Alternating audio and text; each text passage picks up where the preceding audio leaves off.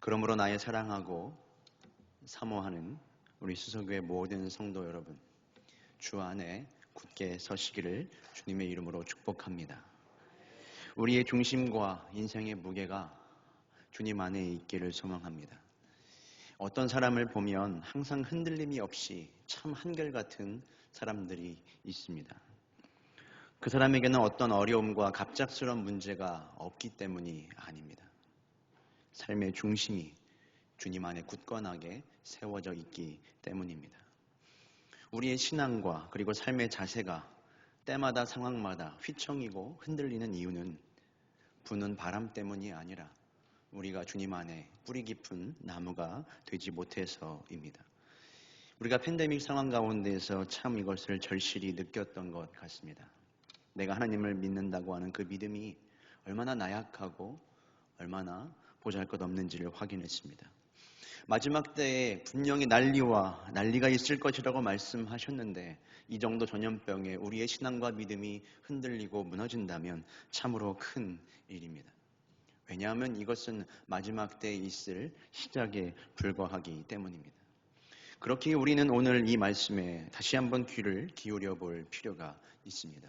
제가 1절 말씀을 읽어볼 테니 들어보시기를 바랍니다. 그러므로 나의 사랑하고 사모하는 형제들, 나의 기쁨이요 멸류가 아닌 사랑하는 자들아, 이와 같이 주 안에 서라. 오늘 이 1절의 말씀은 그러므로 라는 이 접속사로 시작을 합니다. 여러분, 성경에서 그러므로라는 말이 나올 때는 주의 깊게 살펴보셔야 합니다. 그러므로라는 이 사전적인 뜻은 앞의 내용이 뒤의 내용의 이유나 목적이 될 때 쓰는 접속 부사입니다. 쉽게 말하면 이런 것인데요. 앞에 나왔던 많은 내용들을 그러므로 뒤에서 정리하고 받는다는 의미입니다. 앞의 내용이 이러이러하기 때문에 너희는 이제 주 안에서 굳게 서야 한다라고 지금 1절의 말씀은 이야기를 하고 있습니다. 그렇다면 여러분, 필연적으로 우리는 뭘 살펴봐야 하겠습니까? 이 4장 1절 앞에 있는 말씀과 그 맥락을 살펴볼 필요가 있는 것입니다. 그것이 3장 20절의 말씀인데 우리 한번 같이 읽어보겠습니다. 그러나 우리의 시민권은 하늘에 있는지라 거기로부터 구원하는 자 곧 주 예수 그리스도를 기다리노니 우리의 시민권은 하늘에 있는지라. 이 말씀 맥락 가운데서 우리는 주 안에 서라 하는 이 명령을 생각해 볼 필요가 있습니다. 하늘의 시민권이라는 말, 이 대략적으로는 어떤 의미인지 알겠지만 정확히 알기 위해서 우리는 이 빌립보서 전체의 배경을 살펴볼 필요가 있습니다. 이 빌립보 교회는 사도 바울이 2차 전도 여행 때 세운 교회였습니다. 빌립보는 문화나 정치, 사회, 경제적인 모든 면에서 작은 로마라고 불릴 만한 아주 화려한 도시였습니다. 하지만 처음부터 빌립보가 그런 도시는 아니었다고 이야기를 합니다. 원래 빌립보는 알렉산더 대왕의 아버지 필립이 세운 도시였습니다. 그래서 그 필립의 이름을 따서 도시의 이름도 빌립보였습니다. 야만인들이 굉장히 많았고 척박한 땅이었습니다. 그런 도시가 로마에 점령이 된 것입니다. 점령은 분명히 되었고 이 도시의 주인이 바뀌었지만 한순간에 로마답게 되지는 않았습니다. 그래서 이 로마가 어떤 일을 하냐면 첫 번째로 로마의 모든 전역한, 퇴역한 군인들을 빌립보에 대거 이주를 시킵니다. 그들을 통해서 이 로마의 DNA를 넣으려고 했던 것이죠. 그리고 또 한 가지 정책이 무엇이었냐 하면 빌립보에 이미 살고 있는 모든 주민들에게 로마의 시민권을 부여합니다. 식민지에 살고 있었고 이방인이었는데도 불구하고 이들은 로마의 시민권자가 되어서 로마의 시민만이 누릴 수 있는 모든 혜택과 긍지와 특권을 얻게 된 것입니다. 이런 역사적 맥락 가운데 지금 바울이 빌립보 교회에게 이야기를 하는 겁니다. 너희의 시민권은 하늘에 있다는 겁니다. 너희는 지금 로마의 시민권을 받아서 살고 있지만 사실 그것을 넘어서 너희의 시민권은 하늘에 있다라는 말을 하는 것이죠. 이것이 빌립보 교인들에게는 깊이 이해가 되었을 거예요. 비록 이 땅을 우리가 버타며 살고 있지만 나의 원래 소속은 이 땅이 아니라는 뜻인 것이죠. 나는 하늘에 속한 자이고 하나님 나라가 내 본향입니다 라는 말입니다. 그렇기에 바울은 너희들은 이 세상의 것들로 너희의 삶을 세워서는 안 된다고 이야기를 하는 것입니다. 잠깐 지나가는 것들에 너희의 마음을 쏟지 말고 영원한 것을 구하며 영원한 것 위에 주 안에 너의 삶을 세우라고 이야기하는 겁니다. 여러분 그렇지 않습니까? 우리는 다 이 땅에 잠깐 살고 가는 순례자입니다. 이 땅에서 영원히 머물 사람 이 가운데 아무도 없습니다. 그리고 하늘의 영원한 삶을 믿으며 살아갑니다. 그러니 이 땅을 살아가면서도 이 땅에 서기 위해, 이 땅에서 더 부유하기 위해 힘쓰는 것이 아니라 주님 안에 서기 위해 우리는 힘써야 하는 줄로 믿습니다. 성도 여러분, 여러분은 정말로 하늘에 속한 자이십니까? 여러분이 하늘의 시민권자임을 믿으십니까? 여러분이 하늘의 시민권자라는 그 사실이 여러분들에게 실제가 되고 능력이 되고 있으십니까? 이러한 생각은 필연적으로 우리에게 한 가지 질문을 떠오르게 합니다. 바로 죽음이라는 것이죠. 나는 과연 죽을 준비가 되었는가? 나는 죽은 뒤에 어떻게 되는가? 그럼 나는 지금 무엇을 해야 하는가? 그러나 우리는 많은 경우 죽음을 생각하지 않습니다. 그리고 죽음을 계획하지도 않습니다. 죽음을 생각하지 않다 보니 당연히 우리가 원래 속한 곳이 어디인지도 잊고 살아가게 되는 것이죠. 우리는 죽음을 생각하지 않으면서도 올 수도 있고 오지 않을 수도 있는 불확실한 많은 날들을 계획하고 꿈꾸며 살아갑니다. 결혼식, 결혼할 수도 있고 못할 수도 있죠. 그러나 여러분 분명히 찾아올 날이 언제입니까? 우리가 죽을 장례식 아닙니까? 우리가 죽게 되는 그날 아닌가요? 내 장례식에는 누가 올까? 내 장례식에 와서 사람들은 무슨 이야기를 할까? 정유섭 님이 운명하셨습니다. 부고가 들려왔을 때 사람들은 무슨 이야기를 할까? 야, 너 소식 들었어? 정유섭이 죽었대. 아 그래? 오늘 저녁은 뭐 먹을래? 여러분 이렇게 이야기가 된다면 얼마나 가슴이 아픈 일입니까? 정말로 죽으면 내 인생이 끝이라면 어떻게 해야 할까? 그럼 나는 오늘 어떻게 살지? 그럼 죽음을 생각할수록 우리의 삶은 점점 더 생생해집니다. 그리고 죽음을 떠올릴수록 우리가 믿는 복음은 선명해지는 것입니다. 왜냐? 내가 오늘 어떤 선택을 하며 내 삶을 어디 위에 세워가야 할지가 분명해지기 때문입니다. 메멘토 모리라는 말이 있죠. 유명한 말입니다. 죽음을 기억하라. 라틴어입니다. 로마의 장군이 전쟁에서 승리하고 개선해서 그 성을 들어올 때 그 성의 모든 사람들이 군사와 그리고 장군을 바라보며 환호를 보냅니다. 얼마나 영광스러운 순간입니까? 이 세상의 가장 기쁜 순간이죠. 마음이 들뜹니다.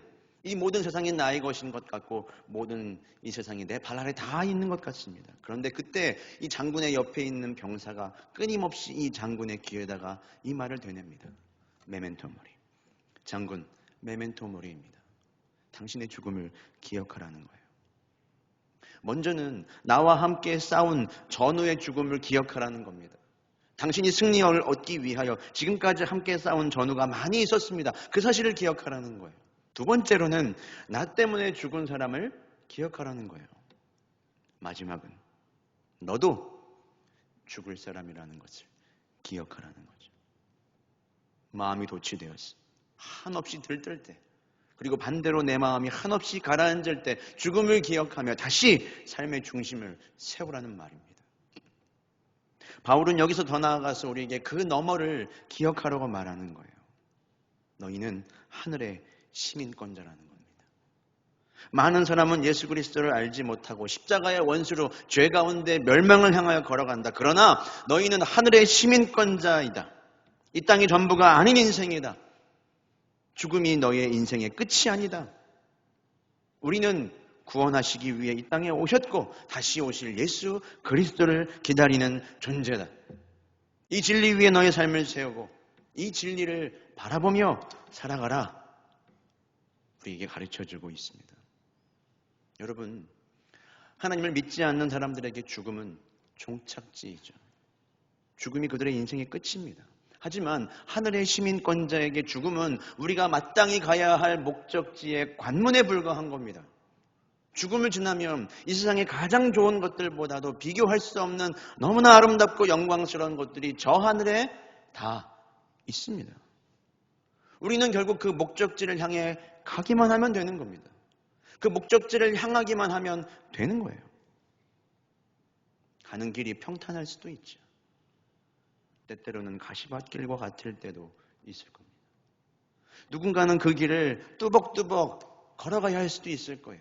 누군가는 좋은 자동차를 타고 막힘없이 가는 것처럼 보일 수도 있어요. 그러나 여러분, 옆 사람을 바라보며 비교하고 부러워하고 좌절할 필요가 없어요. 왜요? 우리는 목적지를 향하고만 있으면 되는 것입니다.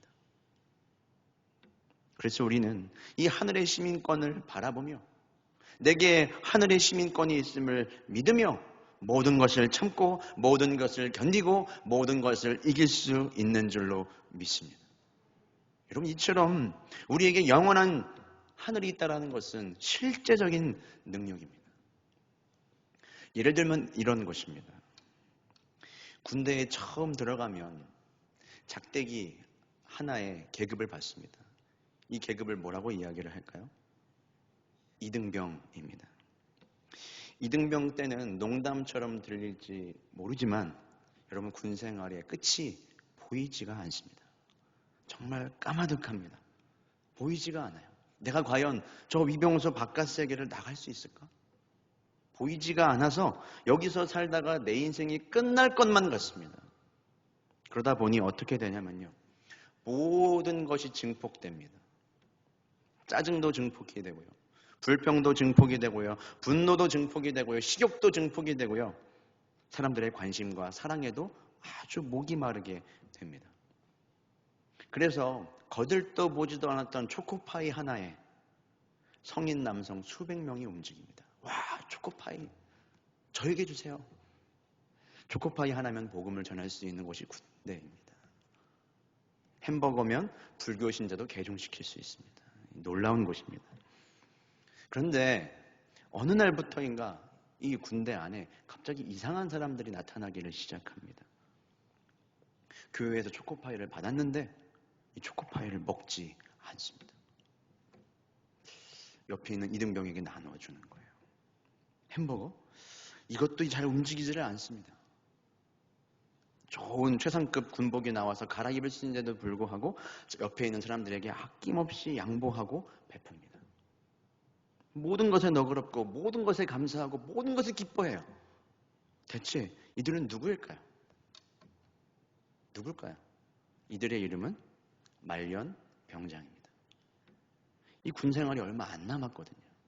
이제 이들은 보이기 시작합니다. 위병소 너머의 세계가 보여요. 위병소 너머의 세계가 선명해지니까 모든 것을 뛰어넘는 거예요. 초코파이? 아니야. 난 나가면 마카롱을 먹을 거야. 그들에게 삶은 달라지게 되는 거예요. 너머의 세계가 보이니까 그것이 그들에게 능력이 되는 거죠. 여러분, 하늘의 시민권자라는 것이 바로 이런 겁니다. 바울도 마찬가지죠. 지금 바울은 복음을 전하다가 억울하게 감옥에 갇혀 있는 상황입니다. 차가운 바닥에 누워 있습니다. 지금 빌립보 교회의 후원을 받아서 간신히 삶을 연명하고 있는 거예요. 그런데 빌립보서 내내 바울이 이야기하고 있는 말이 뭡니까? 항상 기뻐하라요. 항상 기뻐하라. 너희들은 내가 다시 말하느니 제발 기뻐하라. 여러분, 이런 상황 가운데 어떻게 기뻐하란 말을 할 수 있습니까? 바울은 삶과 죽음 너머의 세계를 보는 사람이었기 때문에 그래요. 그 세계가 이 바울에게 실제였기 때문에, 영원한 생명과 그 생명을 믿는 믿음이 바울에게 있었기 때문에 바울은 그럴 수 있었던 것입니다. 여러분, 우리도 내가 정말로 하늘의 시민권자인 것이 믿어지고 하나님의 영원한 세계가 나에게 약속되어 있음이 보일 때 우리의 삶은 분명히 달라질 것을 믿습니다. 그 사실이 우리에게 보이게 되고 그 사실이 우리에게 믿어지게 될 때 우리는 다른 선택을 하게 될 것입니다. 다른 생각을 하게 될 것이고 다른 삶을 살아가게 될 거예요. 우선순위가 바뀌게 되겠죠. 삶의 기준이 바뀌게 될 겁니다. 내 영광이 아니라 하나님의 영광을 위해 자라가겠죠. 그리고 내게 주신 모든 것들로 아낌없이 주님을 섬기고 베풀며 자라가게 될 것입니다. 이 세상의 헛된 것들이 아니라 주님 안에 내 삶을 세워갈 것이고 주님 안에 서 있는 사람들과 어떻게 하면 더 살아있는 믿음으로 살아갈 수 있을까를 교제하며 서기에 힘쓸 것입니다.